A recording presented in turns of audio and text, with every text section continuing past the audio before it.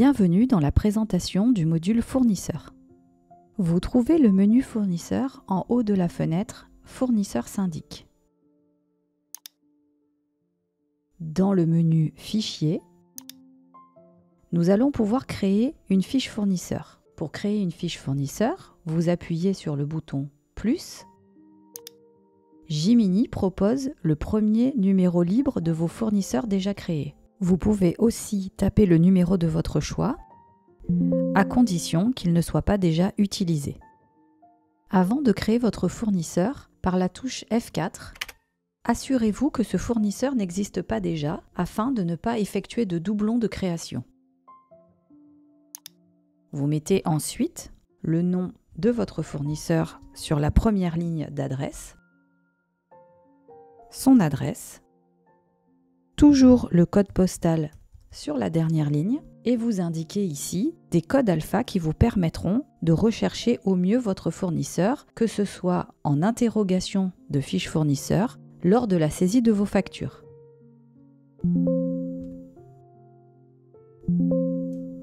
Vous pouvez ensuite compléter tous les renseignements de la fiche.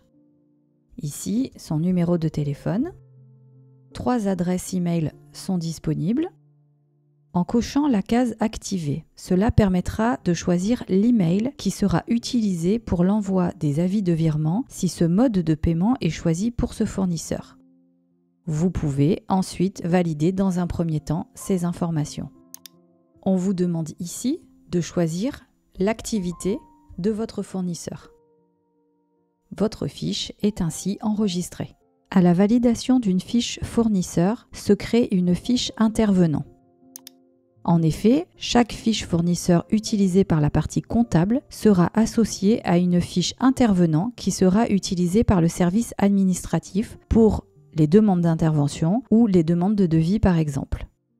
Une fois validées, les deux fiches sont liées par leur numéro, mais deviennent indépendantes l'une de l'autre lors des modifications.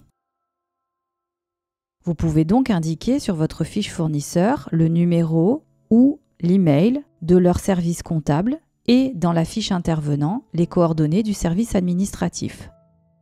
Si les changements doivent être appliqués dans les deux fiches, vous pouvez accéder à l'une et l'autre par des raccourcis. Nous l'avons vu dans la fiche fournisseur par ce raccourci et dans la fiche intervenant en bas à droite, vous avez accès pour revenir sur la fiche fournisseur.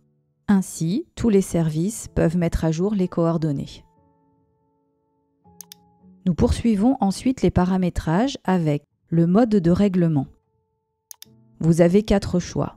Le mode virement, où il faudra rentrer impérativement une domiciliation bancaire. Assurez-vous donc d'avoir toutes les informations en votre possession avant de choisir ce mode de paiement. Le mode de paiement par chèque, par prélèvement et par type. Si vous choisissez le mode de virement, à la validation de la fiche, Jiminy vous demandera de remplir les coordonnées bancaires du fournisseur. Si vous utilisez plusieurs modes de paiement pour un même fournisseur, il faudra créer autant de fiches que de modes de paiement. Par exemple, si vous payez l'EDF par prélèvement, vous créez une fiche EDF prélèvement avec le mode de règlement prélèvement. Et si, pour certaines copropriétés, vous payez l'EDF en chèque, il faudra créer une deuxième fiche fournisseur en précisant dans le libellé que c'est un paiement par chèque et en choisissant le mode de règlement par chèque. Vous pouvez associer des fichiers à votre fournisseur. Par le petit plus, vous accédez à votre espace Windows, vous avez au préalable scanné le RIB de votre fournisseur, vous double-cliquez pour le ramener et le rattacher à votre fiche. Un bloc-notes est disponible si vous voulez indiquer quelques renseignements de votre fournisseur. Ces renseignements restent internes à votre cabinet. Pour rechercher un fournisseur, vous accédez à la liste en vous positionnant sur le numéro et la touche F4 de votre clavier.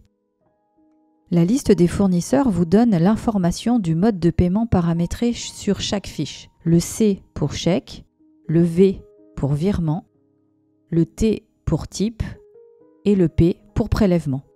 Vous pouvez filtrer l'affichage en tapant le nom du fournisseur.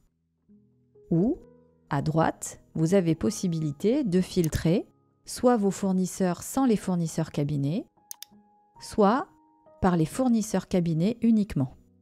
Les fournisseurs cabinets sont ceux liés à votre facturation d'honoraires.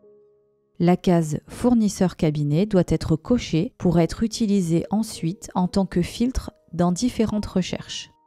Si vous vous êtes trompé dans la création de votre fiche fournisseur, vous avez possibilité de supprimer cette fiche en haut de l'écran « Supprimer ce fournisseur ».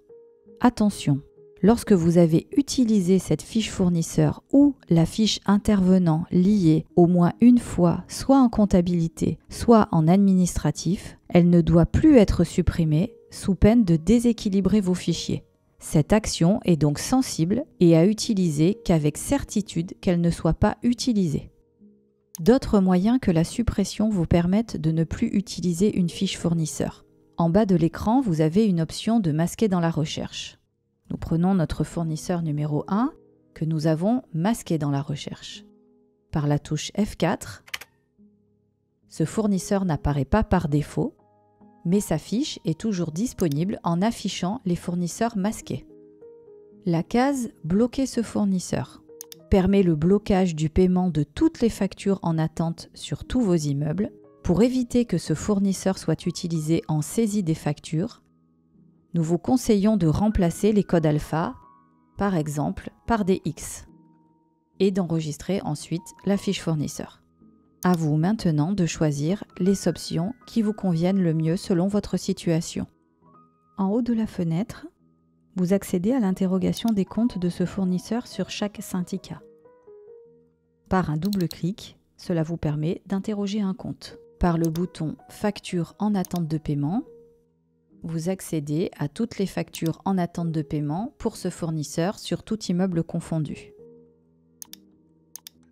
Vous avez accès aux archives liées à ce fournisseur.